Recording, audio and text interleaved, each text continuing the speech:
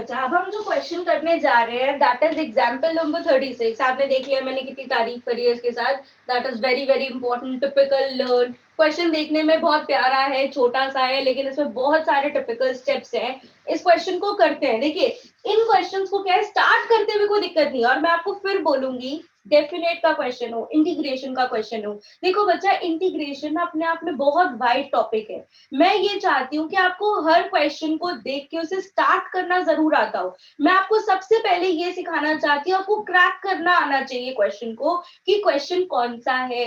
अगर वो डेफिनेट का है तो ठीक है, वो डेफिनेट की कौन सी प्रॉपर्टी का क्वेश्चन है। मुझे एटलीस्ट क्वेश्चन देख के ये बात जरूर क्लियर होनी चाहिए कि मुझे क्वेश्चन स्टार्ट कैसे करना है। क्योंकि जब हम स्टार्ट करते हैं तो भाई बूंद बूंद से सागर भरता है। और बोर्ड में तो मैं बता दूं, एक पॉइंट क्रैक करने के नंबर होते हैं। आप अगर क्वेश्चन स्टार्ट भी कर पाओगे तो भी बहुत अच्छी बात है। तो आपको first of all her question में क्वेश्चन देख के क्रैक करना आना चाहिए, जो मैं बार बार आपको सिखा रही हूँ। क्वेश्चन में अगर वो डेफिनेट का क्वेश्चन की मैं बात करूं, तो अगर मैंने डेफिनेट देखा, मैंने उसमें मॉड्यूलस देखा, तो मैं बिल्कुल नहीं सोचूंगी, मैं उसमें प्रॉपर्टी नंबर 3 अप्लाई कर दूंगी जो ब्रेक करने वाली है। मैंने क्वेश्चन में -a to a देखा, -4 to 4, -π से π, -π/2 से π/2। मैंने कुछ नहीं किया, मैंने 1 सेकेंड लगा के उसमें इवन ऑड फंक्शन चेक किया। देन आगे के इफ बट सर्कमस्टांसेस उसकी जगह है। लोअर लिमिट कहीं 0 देखी, तो लोअर लिमिट 0 देख के प्रॉपर्टी नंबर 5 अप्लाई कर दी, दैट इज a-x, और उस क्वेश्चन को करना स्टार्ट कर दिया।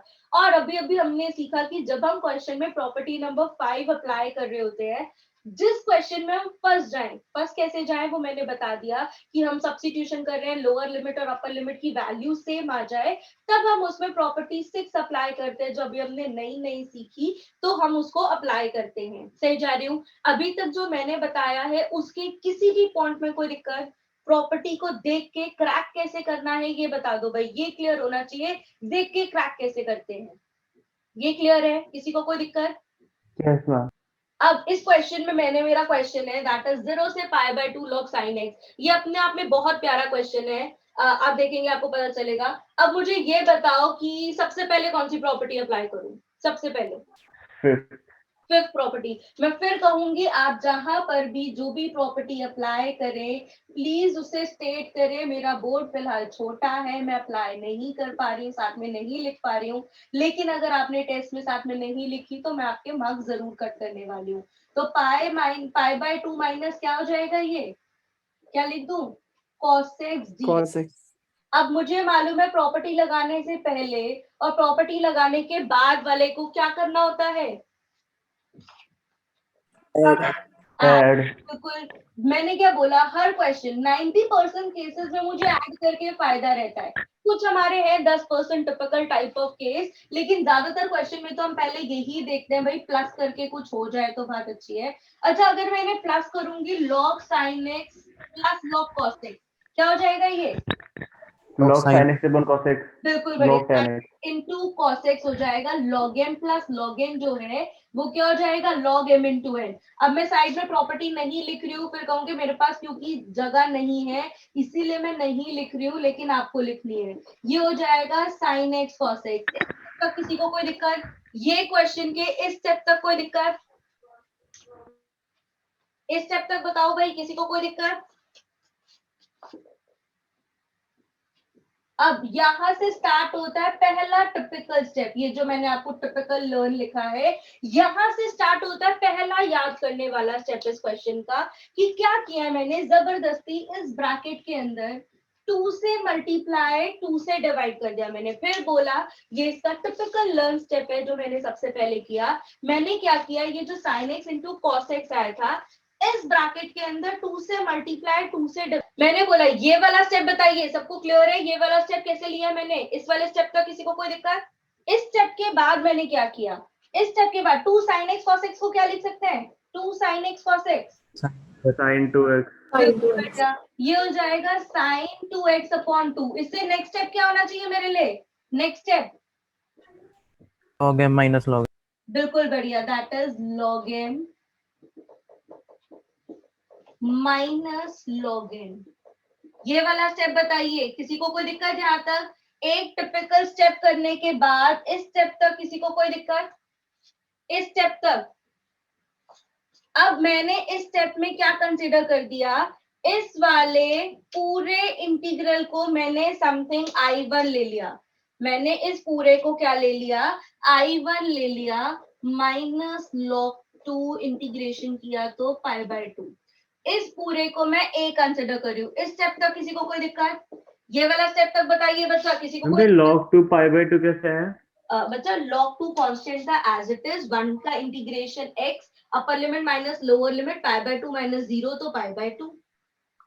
ओके ठीक जा रही हूँ? इस वाले स्टेप तक बताओ, किसी को कोई दिक्कत? 2i is equal to I1 minus log 2 π/2, यहाँ तक किसी को कोई दिक्कत? अब मैं I1 का इंटीग्रेशन अलग से करने जा रही हूँ, दैट इज 0 से लेके π/2 log sin 2x। टिपिकलिटी यहाँ पर आती है अगेन, मैंने लेट किया 2x को t, dt बाय dx आया 2, लिमिट को भी चेंज किया, x अगर 0 है तो t 0 है, x अगर π/2 है तो t मेरा पाई है, दैट इज I1 मेरा हो गया 1/2 0 से लेके पाए log sin t dt। इस स्टेप का कोई दिक्कत? मैंने क्या किया है, मैंने इस स्टेप में 2x को t लिया, जब 2x को t लिया तो सब्स्टिट्यूशन किया तो लिमिट भी चेंज करी, लिमिट 0 चेंज करके यहाँ तक आ गए। I1 के ये वाला स्टेप तक किसी को कोई दिक्कत? प्लीज मैं फिर कहना चाह रही हूँ, हर स्टेप को अच्छे से समझिए भाई। इस स्टेप तक कोई दिक्कत? इस स्टेप तक, इस स्टेप तक हाँ ना, फटाफट रिप्लाई करो। No ma'am. Sambhav ji, Sarthak ji, Ishika ji, yes ma'am. बताओ यहाँ तक कोई दिक्कत? ये पूरा क्वेश्चन टिपिकल है, एक्चुअली मैं एक एक स्टेप आपको अच्छे से बताना चाहती हूँ। इस स्टेप में अब हमने क्या किया, हम वापस से एक्चुअली में फंस गए। इस स्टेप में मैं एक्चुअली में आके फंस गई, क्यों? अगर मैं इसमें साइन टी को अगर साइन टी को मैं टी मतलब यू लेती हूँ, सब्स्टिट्यूट कर, तो साइन 0 भी 0 आएगा और साइन पाई भी 0 आएगा। जो पिछले क्वेश्चन में हम फंस गए थे ना, जब इस क्वेश्चन में मैं साइन टी को समथिंग यू वेरिएबल लेट करूंगी तो वो यू वेरिएबल लेट करके वापस से सेम कंडीशन आ जाएगी कि साइन 0 भी 0 होता है और साइन टी को यू लेट करना ही क्यों है? तो उसके अलावा इंटीग्रेशन कैसे करोगे? मुझे इंटीग्रेशन करना है, या तो आप इसमें बाय पार्ट्स लगा के काफी गंदा जाओगे, तब भी आप फंस जाओगे। मैं इसमें प्रॉपर्टी लगा के आपके साथ कुछ अच्छा करना चाह रही हूँ। अब मैं इसके अंदर प्रॉपर्टी लगा रही हूँ, जो 6 प्रॉपर्टी हमने पढ़ी। आपको याद है 6 प्रॉपर्टी क्या थे? 0 से पाए fx dx, सॉरी 0 से 2a fx dx, या तो 0 होता है या 2 आगे आके 0 to a हो जाता है। कंडीशन क्या है? x की जगह 2a माइनस एक्स डालते हैं, माइनस आ जाता है तो 0 हो जाता है, प्लस आ जाता है तो नीचे वाला लगता है। अब फॉर्मूला बताइए, फॉर्मूला तो क्लियर है। प्रॉपर्टी नंबर 6 एक्चुअली क्या कह रही है? प्रॉपर्टी नंबर 6 देखिए, क्लियर है सबको? क्या कह रही है प्रॉपर्टी नंबर 6? अब मैं प्रॉपर्टी नंबर 6 में इसको चेक करने जा रही हूँ कि इसमें कौन सी प्रॉपर्टी लगेगी एक्चुअली, लाइक ऊपर वाला केस होगा या नीचे वाला। अब आप मुझे बताओ 2a की जगह इसमें क्या है? 2a की जगह क्या है? पाई। ये हो जाएगा f of pi minus x. अब मुझे बताओ log sine pi minus T क्या होगा? Pi minus T log sin t। Log sine T. तो log sin t ये सेम आ गया, ऊपर वाला लगेगा कि नीचे वाला? नीचे वाला। नीचे वाला। अच्छा, ये रफ वर्क में आप कर सकते हो, आपको ये शो करने की जरूरत नहीं है कि आपका पॉजिटिव आएगा या नेगेटिव आएगा। आपकी मर्जी, आप ये शो करके दिखाना है आप शो करके दिखा सकते हो, आपकी मर्जी, आप इसे रफ में करना चाहते हो आप रफ में कर सकते हो। मैंने इसे रफ में किया, दैट मींस इसमें नीचे वाली प्रॉपर्टी लगेगी। नीचे वाली प्रॉपर्टी क्या कहती है? 2 आगे आ जाता है और जो अपर लिमिट है उसका हाफ हो जाता है। हाँ जी बेबी, क्लियर है? मैंने क्या अप्लाई किया है प्रॉपर्टी नंबर 6 में? नीचे वाला कैसे अप्लाई किया है? 2 आगे आ जाता है, जो अपर लिमिट है उसका हाफ कर देते हैं। इस स्टेप तक किसी को कोई दिक्कत? इस स्टेप तक कोई दिक्कत? अब इसके बाद जो मैं अप्लाई करने जा रही हूँ, एकदम आपको याद है, भाई प्रॉपर्टी नंबर 1। प्रॉपर्टी नंबर 1 क्या थी? अगर कभी भी किसी फंक्शन की लिमिट सेम हो और फंक्शन भी सेम हो, बस उनके वेरिएबल अलग हो, तो वो दोनों सेम होते हैं। आप जरा इसे मैच कीजिए, इस पूरे को और इस पूरे को, जब इसे आप कैंसिल कर देंगे, आप मैच कीजिए, आप चेक कीजिए, ये पूरा का पूरा सेम है।